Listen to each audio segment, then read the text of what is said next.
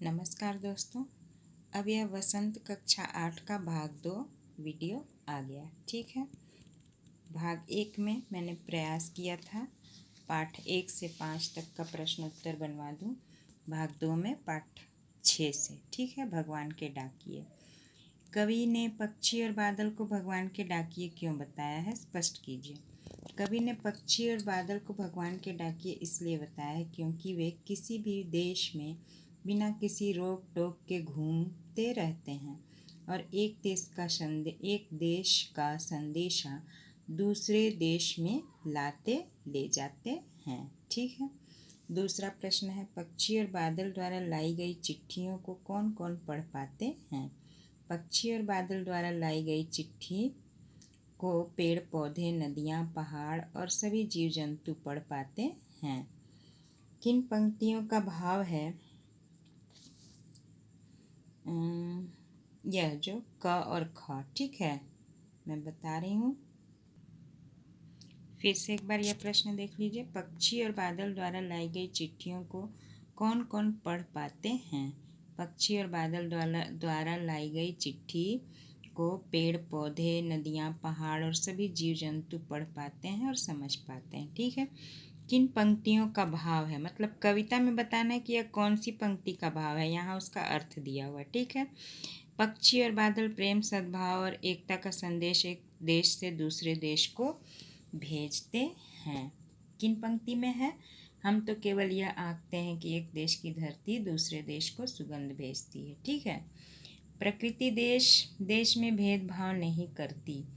एक देश से उठा बादल दूसरे देश में पानी बनकर बरस जाता है। यह भाव किन पंक्ति का है, हम तो केवल यह आंकते हैं तैरते हुए पक्षियों की पाखों पर तिरता है और देश में पानी बनकर गिरता है। लास्ट वाली पंक्ति है, 4 पंक्ति लास्ट का। पक्षी और बादल की चिट्ठियों में पेड़ पौधे, पानी और पहाड़ क्या पढ़ पाते हैं। पक्षी और बादल की चिट्ठियों में पेड़ पौधे, पानी और पहाड़ मौसम की जानकारी को पढ़ते हैं और उसके बारे में आपस में एक दूसरे से बात भी करते हैं। एक देश की धरती दूसरे देश को सुगंध भेजती है, कथन का भाव स्पष्ट कीजिए। इस कथन का भाव यह है कि जब पक्षी और बादल संदेशे लाते हैं तब हम इतना ही समझ पाते हैं कि एक देश की धरती दूसरे देश को सुगंध भेज रही है। ठीक है,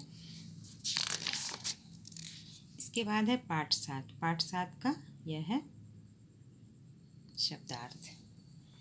प्रश्नोत्तर।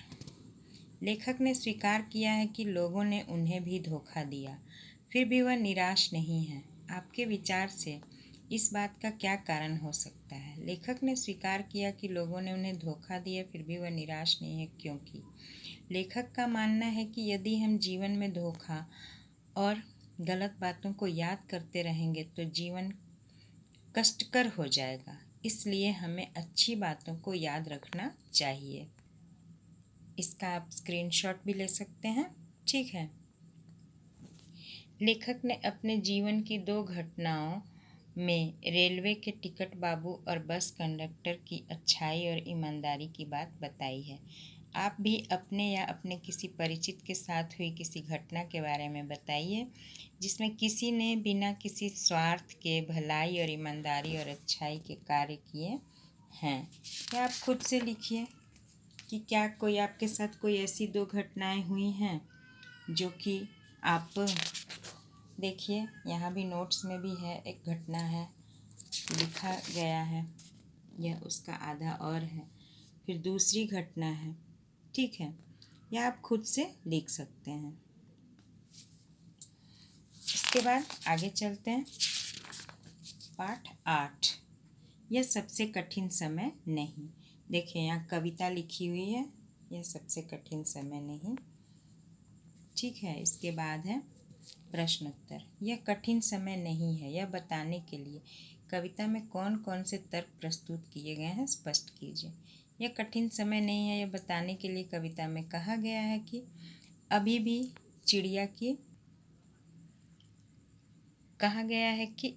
चिड़िया की चोंच में तिनका दबा है और वो उड़ने को तैयार है, और अभी भी लोग स्टेशन पर गाड़ी का इंतजार कर रहे हैं। अभी भी सूरज उगता है और डूबता है। आप इसमें और भी जोड़ सकते हैं जो कविता में दिया गया है। चिड़िया चोंच में तिनका दबाकर उड़ने की तैयारी में क्यों है? वह तिनकों का क्या करती होगी? लिखिए। चिड़िया चोंच में तिनका दबाकर उड़ने की तैयारी में है क्योंकि उन तिनकों से वह घोंसला बनाएगी और अपने छोटे बच्चों को उसमें रखेगी। कविता में कई बार अभी भी का प्रयोग करके बातें रखी गई हैं। अभी भी का प्रयोग करते हुए 3 वाक्य बनाइए और देखिए उनमें लगातार, निरंतर, बिना रुके चलने वाले किसी कार्य का भाव निकल रहा है या नहीं। ठीक है, तो अभी भी का प्रयोग करके आप बहुत कुछ बना सकते हैं। वैसे इसमें भी कुछ बातें लिखी हुई हैं, उसको आप देख सकते हैं। अगला है नहीं अभी भी। नहीं और अभी भी का प्रयोग करके 3 वाक्य बनाना है। देखिए इसमें है, वह आप देख सकते हैं, स्क्रीनशॉट लेके उसको पढ़ सकते हैं। ठीक है, फिर है अगला पाठ, पाठ 9, कबीर की साखियाँ। देखिए यहाँ कबीर की साखियाँ पूरी लिखी हुई है। जाति न पूछो साध की, पूछ लीजिए ज्ञान, मोल करो तलवार का, पड़ी रहन दो म्यान। आवत गारी एक है उल्टत हो अनेक, कह कबीर नहीं उलटिए वही एक की एक। माला तो कर में फिरे, जीभी फिरे मुख माही, मनुआ तो दहु दिसी फिरे, यह तो सुमिरन नाही। कबीर घास न नींदिए, जो पाँव तली होए, उड़ी पड़े जब आँखी में खरी दुहेली होए। जग में बैरी कोई नहीं, जो मन शीतल होए, या आपा को डारी दे दया करे सब। जग में बैरी कोई नहीं, जो मन शीतल होए, या आपा को डारी दे दया करे सबको। इसके लिए मैं एक अलग से वीडियो बना दूंगी जिसमें इसके भावार्थ लिखकर मैं आपको बता दूंगी। ठीक है, अभी इसका शब्दार्थ देख लीजिए। यह शब्दार्थ है, इसका आप स्क्रीनशॉट ले सकते हैं, देखिए। ठीक है, यह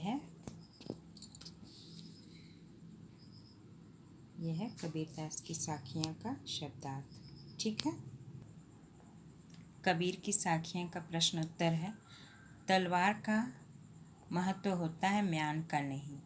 उक्त उदाहरण से कबीर कहना क्या चाहते हैं? तलवार का महत्व होता है, म्यान का नहीं। उक्त उदाहरण से कबीर कहना चाहते हैं कि विद्वान व्यक्ति से के ज्ञान का महत्व होता है, उसकी जाति का नहीं। पाठ की तीसरी साखी, जिसकी एक पंक्ति है, मनवा तो दहु दिशि फिरे, यह तो सुमिरन नाही, के द्वारा कबीर क्या कहना चाहते हैं? मनवा तो दहु दिशि फिरे, यह तो सुमिरन नाही के द्वारा कबीर कहना चाहते हैं कि मन 10 दिशाओं में घूमता है और वह इतनी बातें सोचता है कि हमें याद भी नहीं रहता। देखिए इसका स्क्रीनशॉट आप ले सकते हैं प्रश्नोत्तर का। कबीर घास की निंदा करने से क्यों मना करते हैं? पढ़े हुए दोहे के आधार पर स्पष्ट कीजिए। कबीर घास की निंदा करने से मना करते हैं क्योंकि घास को छोटा न समझे, जब वह उड़कर आँखों में पड़ जाता है तो 2 गुना दर्द होता है। इसमें आप और भी जोड़ सकते हैं कि छोटी चीज़ों की निंदा हमें नहीं करनी चाहिए। ठीक है, अगला पाठ है पाठ 10, कामचोर। इसका प्रश्नोत्तर देखिए। कहानी में मोटे मोटे किस काम के हैं, किनके बारे में और क्यों कहा गया? कहानी में मोटे मोटे बच्चों के बारे में कहा गया है क्योंकि वे कोई काम नहीं करते थे।